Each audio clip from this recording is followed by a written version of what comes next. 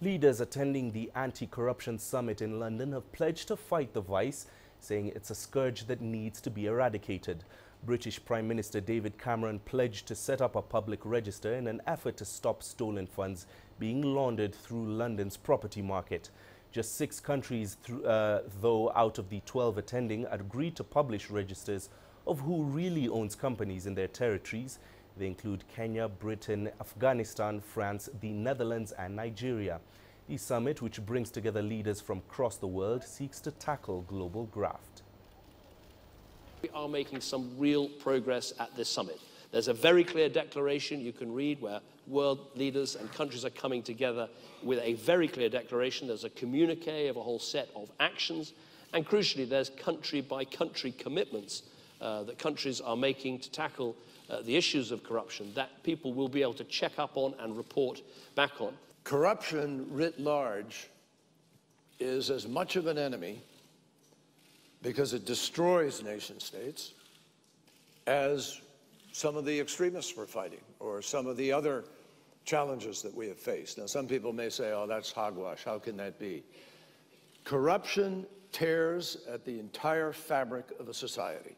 As a result, Nigeria is calling on this summit to create an anti-corruption infrastructure and a strategic action plan that will include the monitoring, tracing, and facilitating the recovery of stolen funds and assets hidden in secret accounts abroad.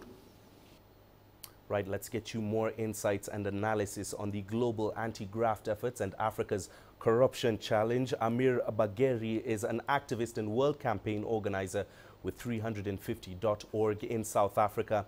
He now joins us live from Johannesburg. Amir, the British Prime Minister has been hosting a summit to discuss global efforts to counter corruption. What is your expectation on the way forward from that summit?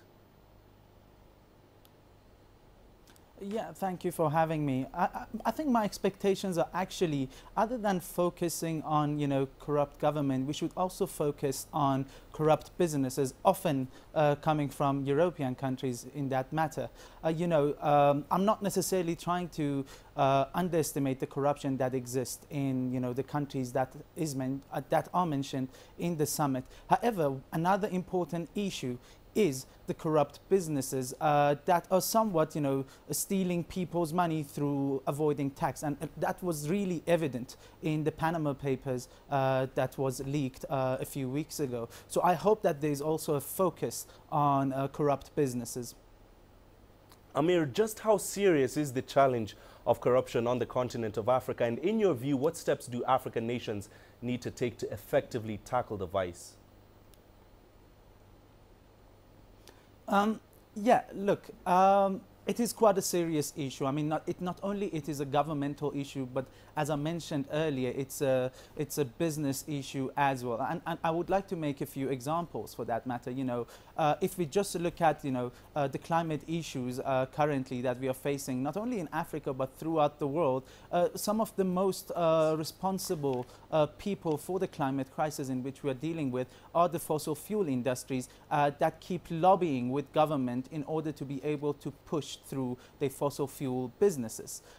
These things are considered to be corruption. In South Africa, where I am based, we have businesses that are accused of state capture, for that matter, businesses that have managed to, make political decisions on behalf of our president or on behalf of our ministers.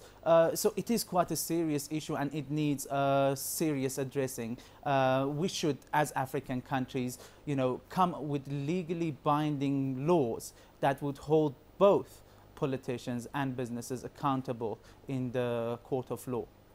Finally, looking beyond African borders, beyond the African continent, what role does the international community have to play in ending graft and its lure in Africa?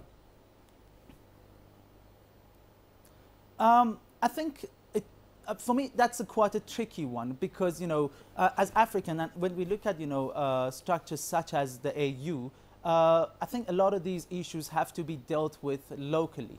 you know, it is quite surprising for me for the British Prime Minister David Cameron to host a summit like that and inviting, you know, what happens to be some of, I mean, not some, but a lot of African countries into this summit.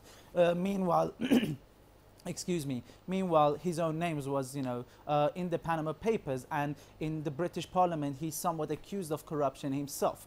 So I think this issue, as much as the international community can help, I think this is an issue in which people in Africa, so citizens in African countries, should take upon themselves and hold their, you know, governments and businesses accountable for the corruption that is happening in their countries. I think the power actually is in people's hand and not necessarily in the hands of the international communities and governments.